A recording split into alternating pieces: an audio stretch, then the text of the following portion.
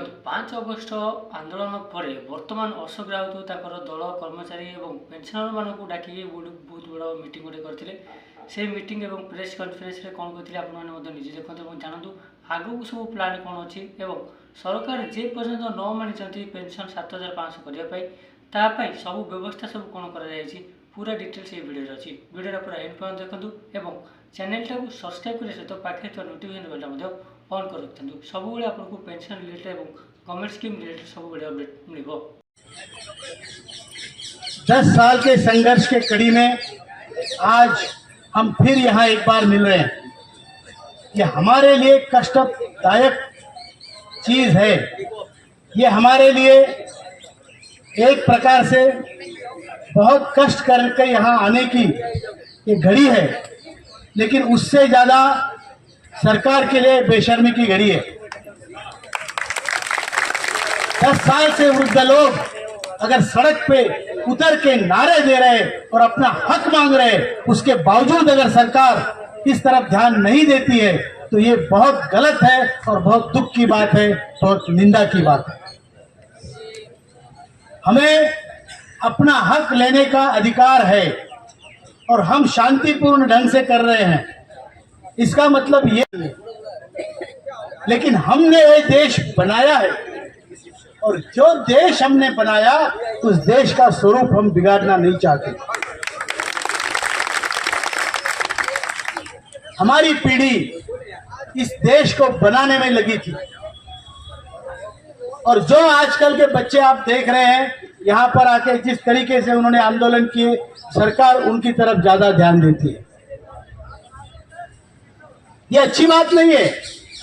घर का बूढ़ा भूखा रहे और बच्चों को चॉकलेटों पे चॉकलेट, हॉर्लिक्स पे हॉर्लिक्स पिलाए जा रहे हो, बेकार हो जाएंगे। वो किसी काम के नहीं रहेंगे।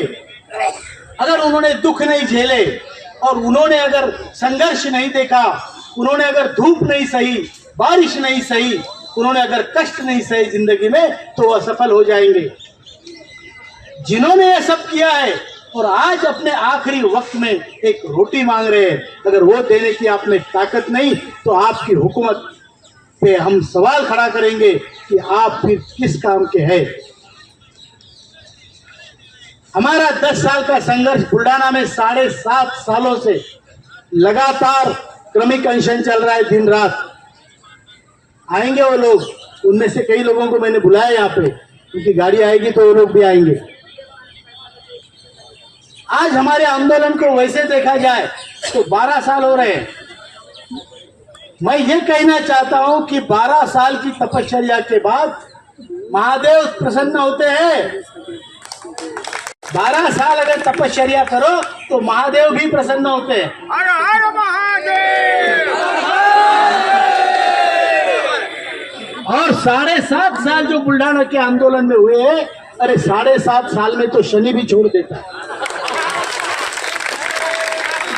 बराबर है। अगर हमें महादेव प्रसन्न नहीं हुए और शनि ने हमारा पीछा नहीं छोड़ा तो हमें वो ताकत है कि हम शनि के पीछे पड़ेंगे। बराबर। ये कोई वल्गना नहीं है, लेकिन हम चाहते हैं कि जो घर हमने बनाया, जो घर हमने सजाया, उस घर की ईंट पे ईंट हमने रखी, उस घर को हम तोड़ेंगे नहीं।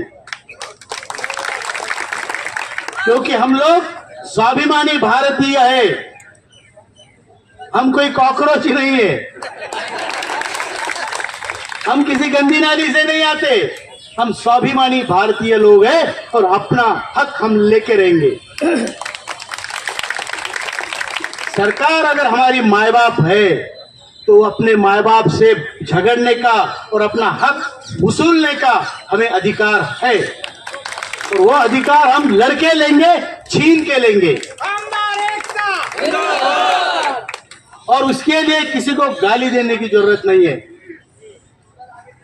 आपका केवल यहाँ पे आना इटसेल्फ ये देश के लिए एक खेद की बात है कि बूढ़े लोग मैं देख रहा हूं जिनमें चलने की क्षमता नहीं है, जिनके पास पैसा नहीं है, दुख भरी जिंदगी है, धुतकार है। ऐसे लोग यहाँ पर आकर बैठते हैं, ये सरकार के लिए लज्जा का विषय है। मैं चाहूंगा कि आज का आंदोलन हम शांतिपूर्ण ढंग से करें। कारण है, इसका कारण ये नहीं कि हम किसी से डरते हैं वगैरह वगैरह। इसका कारण ये है कि हमने अपने आंदोलन की जो नोटिस सरकार को दी है वो स्टेप बाय स्टेप आंदोलनों की है। हम एकदम गाड़ी चलाते हुए चौथा गियर नहीं डालेंगे, बराबर? जब डालना है वो गियर तब बराबर डालेंगे। तो पहला गियर है, ये शांततापूर्ण आंदोलन होगा सरकार का ध्यान आकर्षण करने के लिए। अगर इसमें कुछ नहीं होता है तो हमने बोला है कि आने वाले समय में कुछ ही दिनों बाद सरकार का रुख देखते हुए, उनकी मंशा देखते हुए, वो हमारे लिए क्या कर रहे हैं उसका एक अनुमान लगाने के बाद हम पूरे भारत के ईपीएफ ऑफिस में ताले लगाएंगे। मंजूर है? मुंबई आंतरराष्ट्रीय विमानतळाला लोकनेते दिवा पाटील और वो ताले जब लगाएंगे तो हम बड़ी संख्या में जाएंगे अपने अपने ईपीएफओ के ऑफिस पर, महिलाओं के साथ, चाहे तो बच्चों के साथ, और अपनी गिरफ्तारियां देंगे। जो ईपीएफओ हमारा काम, हमारे पैसे उसके पास होने के बावजूद नहीं कर रहा है, उस ईपीएफओ के ऑफिसेस की हमें जरूरत नहीं है। उसको ताले लगाएंगे और हम अपनी गिरफ्तारियां देंगे। अगर फिर भी हमारी बात नहीं मानी जाती तो फिर उसके बाद हम हर जिले में एमपी के घर के सामने, चाहे कितना भी बड़ा हो, अनशन करेंगे, आमरण। मंजूर है?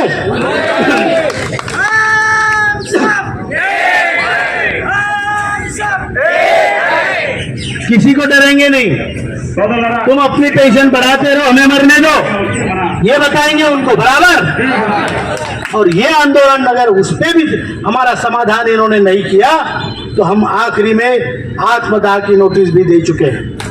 हमारी मांगे पूरी, हमारी मांगे पूरी। कमांडर साहब तुम आगे बढ़ो, हम तुम्हारे साथ हैं। कमांडर साहब तुम आगे बढ़ो, हम तुम्हारे साथ हैं। ज्येष्ठ भारत, श्रेष्ठ भारत। इसमें हमारा कोई सरकार को एम्बेरेस करने का कोई इरादा नहीं है, उनको नीचे दिखाने का इरादा नहीं है। अरे नम्र तो हम हैं, नम्रता पूर्वक मांग रहे हैं, लेकिन अगर हमारी आपने दीवार के पास हमें सटा के मारा तो बिल्ली भी नोचती है, हम भी नोचेंगे, बराबर? और ये जब हम करेंगे तो इसका मतलब सरकार को समझना चाहिए हमारी नोटिस के द्वारा कि लोगों के मन में कितनी उद्विग्न भावना है, लोगों की भावना कितनी तीव्र है, और इसीलिए सरकार ने हमारा काम करना चाहिए। मैं इस मंच से आज हाथ जोड़ के सरकार को दरख्वास्त करता हूं कि हमारी मांगे आप जल्दी से जल्दी पूरी करो, हमारा अंत मत देखो। जब हम मरेंगे तो हम अकेले नहीं, साथ में आपकी संस्कृति ले डूबेंगे, बराबर है? और हम पीछे हटने वाले नहीं है। जब हमारा काम आप नहीं करेंगे तो फिर हम भी देखेंगे जोर कितना बाजुए कातिल में है। सरफरोशी की तमन्ना अब हमारे दिल में, देखना है जोर कितना बाजुए कातिल में है। ये हम करने के लिए तैयार है। तैयार है? कमांडर साहब तुम आगे बढ़ो, हम तुम्हारे साथ हैं। साहब तुम आगे बढ़ो, हम तुम्हारे साथ हैं। हमने आज जानबूझ के ज्यादा लोगों को यहाँ पे नहीं बुलाया। कुछ दिन पहले दिल्ली की परिस्थिति खराब थी, हम लोग अपने लोगों को ज्यादा उसमें झुलसाना नहीं चाहते थे, इसलिए हमने केवल उत्तर भारत के लोगों को यहाँ पे बुलाया। फिर भी गुजरात, महाराष्ट्र के काफी लोग आए।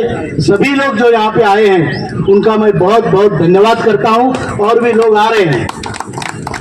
और आप सभी को ये शुभकामना देता हूं कि आप क्या हमारा जो मंशा, हमारी जो मंशा है, जो हमारा उद्देश्य है, वो जल्दी से जल्दी सफल हो जाए। सरकार को ईश्वर सद्बुद्धि दे और हमारा काम जल्दी से जल्दी हो जाए। जय हिंद, जय भारत। जो देश धीरे धीरे, सरकार को भी आपको टाइम देना पड़ता है, क्योंकि हम मरने से प्रश्न सॉल्व नहीं होगा। हम मरने से नहीं डरते, लेकिन हमने ये सरकार को नोटिस दिए। मैं आप सबको एक बार फिर दोहराता हूँ कि 5 तारीख को शांतिपूर्ण आंदोलन होगा। इस आंदोलन की दखल सरकार ने लेनी चाहिए। अगर नहीं तो कुछ समय बाद हम ईपीएफओ के ऑफिसर्स को ताले ठोकेंगे और अपनी गिरफ्तारियां देके जेल भरो पूरे देश में करेंगे। फिर भी नहीं होता तो जैसा आप, तो इसलिए मैं बाद में पूरी योजना आपको समझाता हूँ जब मेरी बारी आएगी। लेकिन आपने बड़े आवेश में कहा कि ऐसा नहीं होता है और हमें आपकी बहुत ज़रूरत है, हमें सबकी ज़रूरत है, हमें जीतना है, हमें मरना नहीं है। इतना ही बोलता हूँ, बाद में जब मेरी बारी आएगी तो पूरी योजना बताऊँगा।